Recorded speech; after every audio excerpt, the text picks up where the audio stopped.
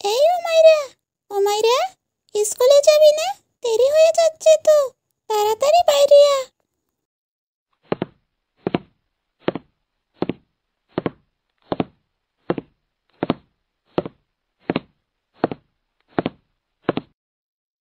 দিদি, ও দিদি, উঠ না দিদি, তোর বান্ধবী তোকে ডাকছে, জলদি উঠ।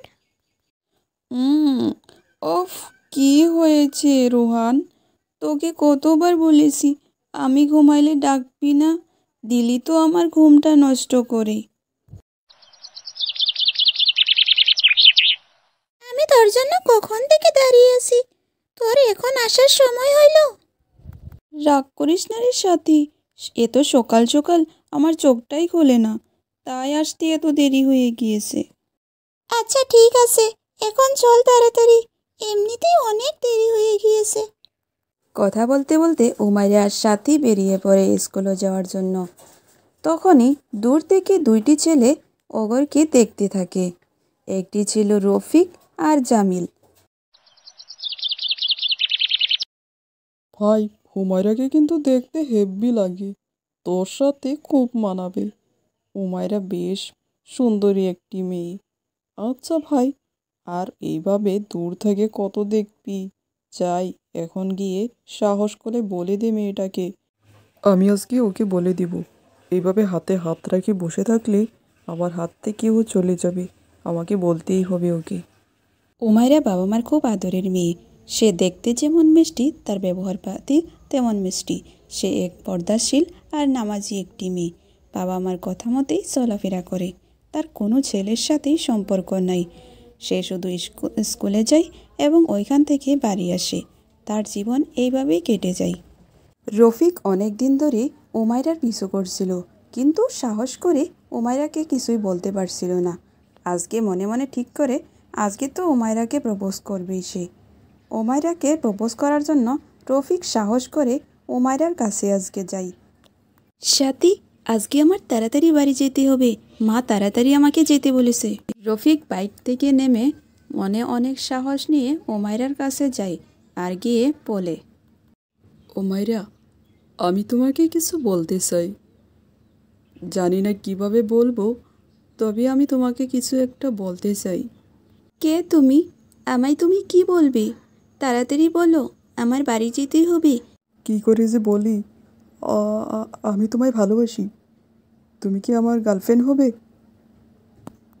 আমি তোমায় খুব আদরে রাখবো, আমার গার্লফ্রেন্ড হয়ে যাও তুমি।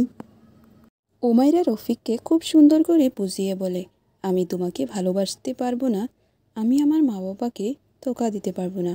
ওরা আমাকে অনেক বিশ্বাস করে আমাকে এইখানে পাঠায়, আমি এসব করতে পারবো না, তুমি আমাকে ক্ষমা করে দিও। এই বলে উমাইরা ওইখান থেকে চলে যায়। রফিক উমাইরার আগে পিছে প্রতিদিন ঘুরতে থাকে আর তাকে অনেক নিজেকে ভালো দেখায়। আর এক সময় উমাইরা রফিককে ভালোবেসে ফেলে। রফিকের এইসব দেখে উমাইরার ভালো লেগে যায়। এক সময় দুইজনের মাঝে সম্পর্কর সৃষ্টি হয়। উমাইরা রফিককে খুব ভালোবেসে ফেলে। প্রথমে তো দুইজনের মাঝে এক মিষ্টি মধুর সম্পর্ক ছিল। ওরা দুইজন প্রতিদিন একসাথে ঘুরতো, খাইতো। এইভাবেই অনেক দিন চলে যায়। অনেক দিন হয় উমাইরার রফিকের সাথে কথা হয়নি। রফিক আগের মতো নেই, পরিবর্তন হওয়া শুরু হলো। এই পরিবর্তন যেন উমাইরা মেনে নিতেই পারছিল না।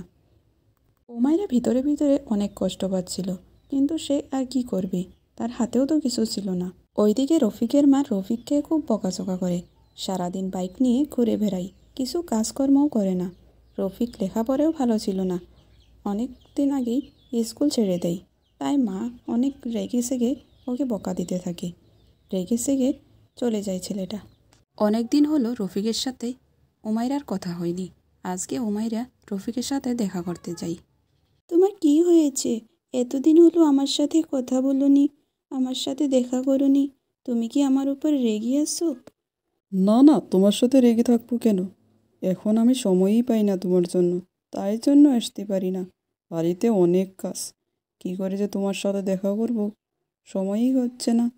আচ্ছা হুমাইরা, তুমি দেখতে তো খুব সুন্দর, তুমি তো ভালো ছেলে পেয়ে যাবে। আমাকে ভুলে যাও তুমি। রফিক, এসব কি বলছো তুমি? আমি তোমাকে ভুলতে পারবো না। রফিক উমাইরাকে এখন আর আগের মতো ভালোবাসে না, তাকে সহ্যই করতে পারে না। ও পুরোপুরি বদলে গিয়েছে, কিন্তু এটা উমাইরা একদম মেনে নিতে পারছিল না।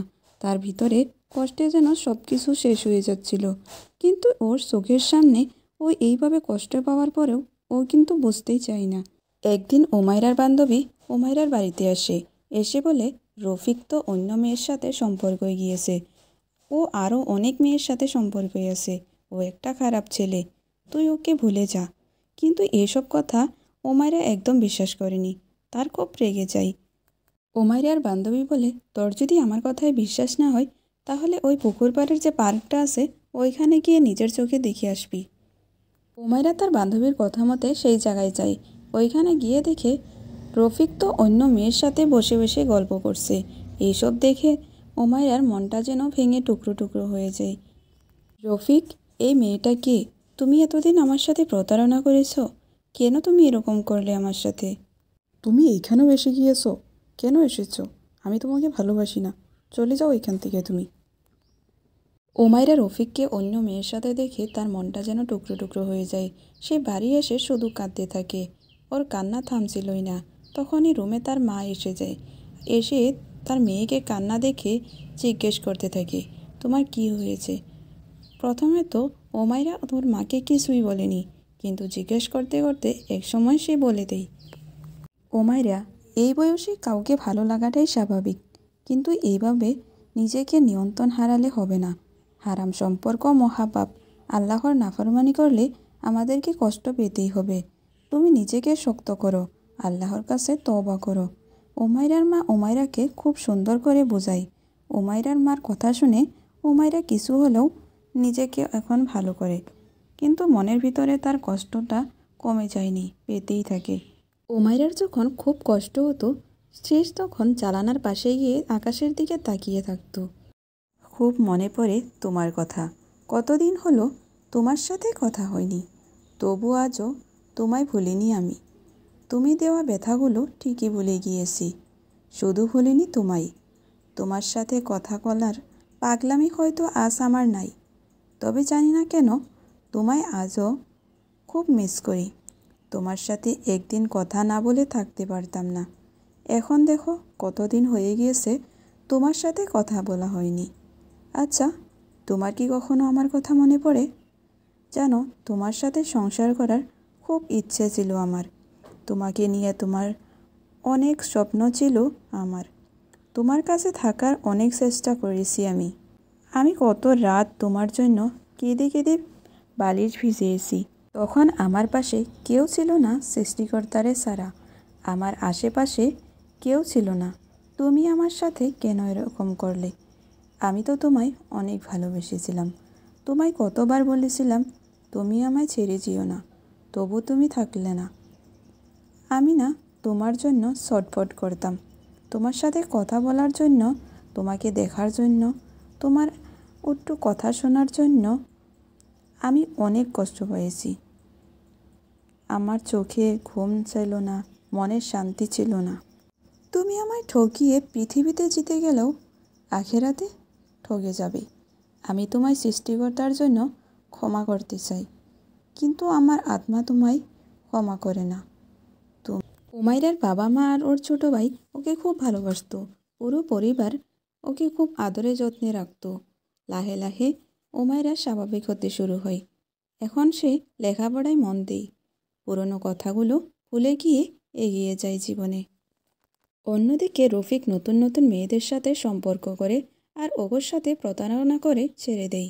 এটা যেন তার নেশা হয়ে গিয়েছিল। একসময় এইসব করতে করতে একদিন ওই একটি বাজারে একটি মেয়ের সাথে ধরা পড়ে। ঠিক মেয়েটির সাথে প্রতারণা করে ছেড়ে চলে যাচ্ছিল, তখনই ও মানুষকে ডেকে খুব পিটায়। ওকে এরকমভাবে পিটায় কি ওর আর অবস্থাই থাকে না। অনেকক্ষণ পিটানোর পরে তাকে সে মানুষগণ পুলিশকে দিয়ে দেয়।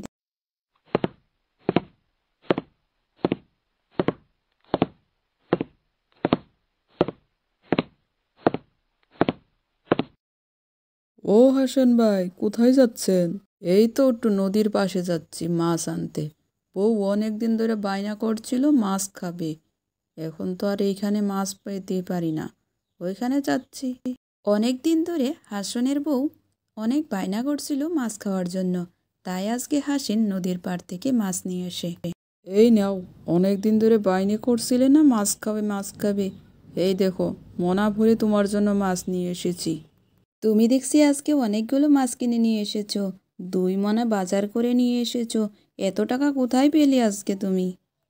আরে টাকা নিয়ে ভেবো না, আমি এখান থেকে টাকা জোগাড় করে তোমার জন্য মাছ নিয়ে এসেছি। এখন যাও রান্নাটা করে নেও। কাশেমের বউ অনেক দিন ধরে মাছ খায়নি, তাই আজকে মাছটি অনেক খুশি মনে রান্না করছিল। সংসারে টানা পয়সায় ভালো মন্দ কিছু খেতেই পারে না ওরা, তাই আজকে মাছগুলো দেখে ওরা তো অনেক খুশি। রফিক, এই রফিক, এদিকে আয়। এই, তোর বাবা যে কখন থেকে ডাকছে, শুনতে পাচ্ছিস না? কানে কথা যায় না তোর? বাড়িতে বসে বসে শুধু এইসব। এখন যা তাড়াতাড়ি। আচ্ছা মা, এইভাবে কেন বলছো? যাচ্ছি তো। যাওয়ার লগে লগেই তো বাবা কথা শোনাবে, আমার ভালো লাগে না। হ্যাঁ বাবা, আমি এসেছি। ডাকছিলে আমাকে?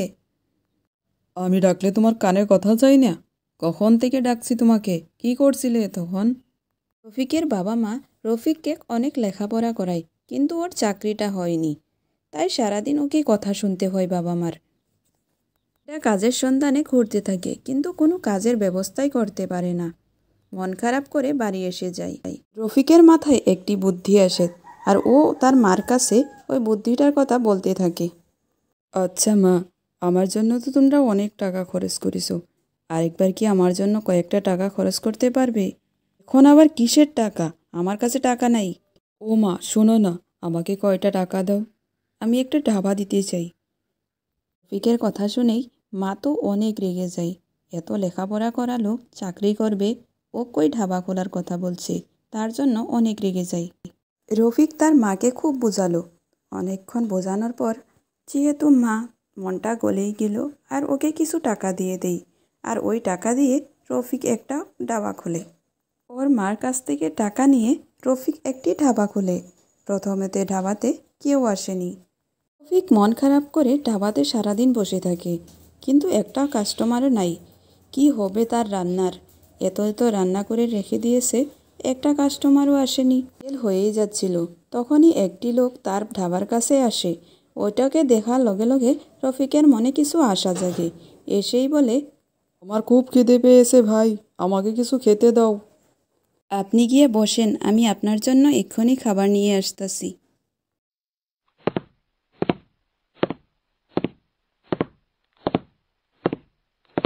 রফিক বলে, আপনি আমার দোকানের প্রথম কাস্টমার, খেয়ে বলবেন তো কেমন হয়েছে। রফিকের হোটেলের খাবারগুলো ওই লোকটি খুব মজা করে খেই। ও ভাই, তোমার খাবারগুলো খুব স্বাদ ছিল, আমার পেট ভরে খেয়েছি, খুব ভালো লেগেছে। লোকটি খেয়ে দিয়ে রফিকের খুব প্রশংসা করে। রফিক কিন্তু ওই লোকটির কাছ থেকে টাকা নেয়নি। ও বলে, আজকে আমার প্রথম দিন, তাই আমি আপনার কাছ থেকে কোনো টাকা নিব না। কয়েকদিন যেতে যেতেই কাস্টমার তো অনেকগুলো আসতে থাকে। এইভাবেই ও চলতে থাকে। ধীরে ধীরে কাস্টমার বাড়তেই চলে। রফিক হোটেল দিয়েই অনেক টাকা উপার্জন করে, আর ওরা একটি বাড়ি কিনে। নতুন বাড়িটি খুব বড় ছিল। ওর মাও এখন খুব খুশি নতুন বাড়িতে। রফিক খুব সততার সাথে কাজ করে যায়, আর তাই অনেক তাড়াতাড়ি ও সফল হয়ে যায়। নতুন বাড়ি কিনেই একটি বিয়ে করেও ফেলে। নতুন বউকে নিয়ে বাড়ি আসে। রফিক বাবা মা আর বউকে নিয়ে এখন সুখে সংসার করছে।